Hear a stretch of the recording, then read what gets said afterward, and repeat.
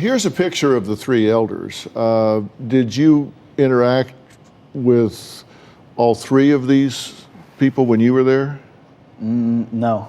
I only recognize Ryan on the right, and I might have met the guy in the middle. Okay. So what was Ryan, the one on the right with the beard, on our right? Okay, what was he like? He was very calm, collected, talked like, he was somebody in charge. Mm-hmm. And I remember before the family came to get me out of there, that he actually spoke to me on the phone, of all things. He was in the next, the cabin next to us. And he was asking questions like, do you think your family is strong enough to abduct you?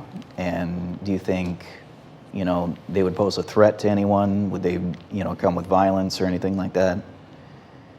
And, at the time, I remember just kind of like dismissing that, like he was just concerned for me, but it became apparent exactly what he was asking me.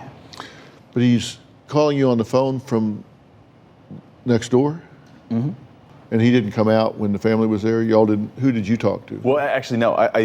The one with the little bit of facial hair we met when we pulled up. Like, we weren't exactly sure where to go, and he was sitting on the steps of the chapel, and we got out and talked to him for just like a minute.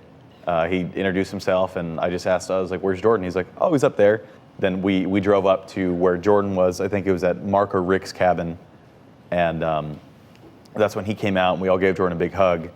And then maybe a minute later, Mark and Rick stepped out with their Bibles, ready to, preach to the unbelievers.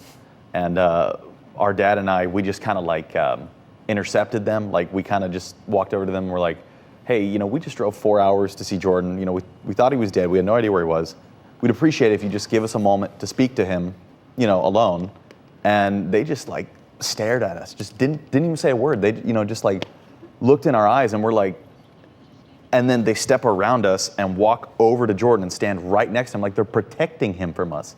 I'm like, it was ridiculous. And like, and then, like I said, then we had the 2-hour preach fest in the cabin, and then finally, after all that, we were able to convince Jordan to go get something to eat.